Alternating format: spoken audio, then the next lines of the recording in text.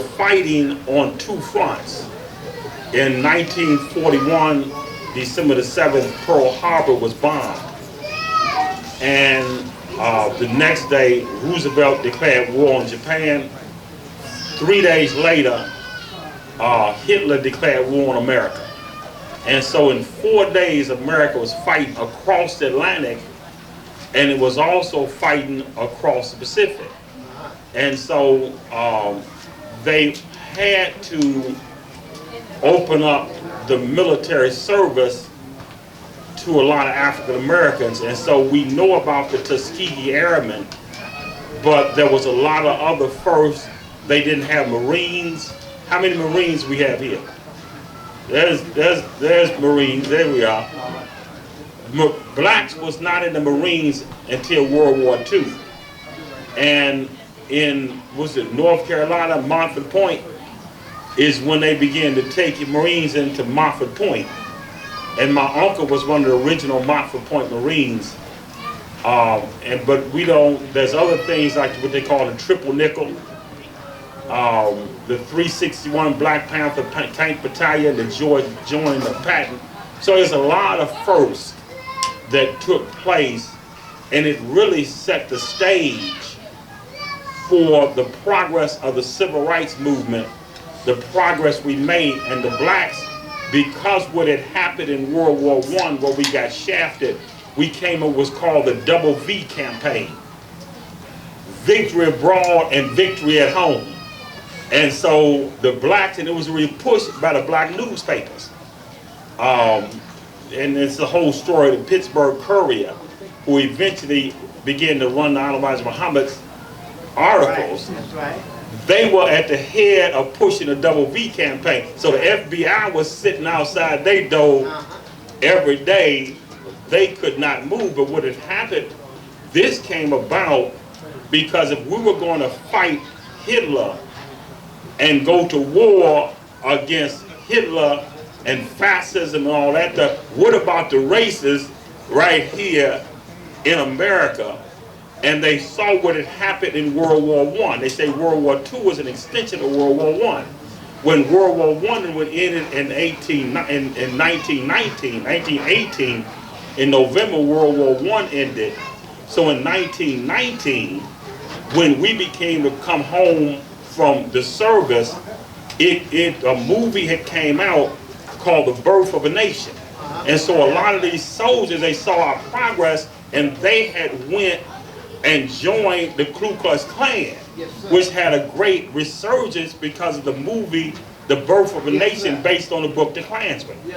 And so when we started coming home in 1919, first of all, they wouldn't let us fight under the American flag. The black soldiers in World War I formed the 369th, called the Harlem Hellfighters, the 370th and the 371. The 370th was out of Chicago. It's the old 8th Infantry. So if you go past 52nd Street, the Army over there, General Jones Army, it actually was founded because of the 8th Illinois 8th Infantry, which became the 370th in World War I. And General Blackjack Pershing, who took over the American forces, they didn't come into the war, World War I, until 1917. The war actually started in 1914, but America came into the war in 1917. And so Blackjack Pershing didn't want black soldiers fighting under the American flag, so he gave them to the French. So we fought, our black soldiers fought under the French in Europe. And so when we came back, racism was so high because of that movie. And the troops started coming home in 1919. There was a big resurgence into the Ku Klux Klan by the returning troops. And in 1919, you can look all this up on YouTube, it created what they call the Red Summer of 1919, where the whites attacked blacks. Our progress in over 36 cities across the country. It's called a Red Summer. You can Google it now. And then in 1921 is when Black Wall Street was burned down. It was burned down right after the Memorial Day parade in May of 31st. Okay, they marched in 10,000 strong, marched into what they call Little Africa, Black Wall Street, in military formation. And they opened up with military rifles, military machine guns. They dropped bombs and they bombed them. And I'm going to conclude with this here. When I was a historian for Black Wall Street, and I traced how the Black Wall Street in Oklahoma came about, I traced it down to 1907. In 1907, O'Geary was a black who moved into Oklahoma territory. They had just become a state. And he bought some land in Tulsa, which he later became, across the tracks, they told him this way you can buy it. It eventually became Little Africa.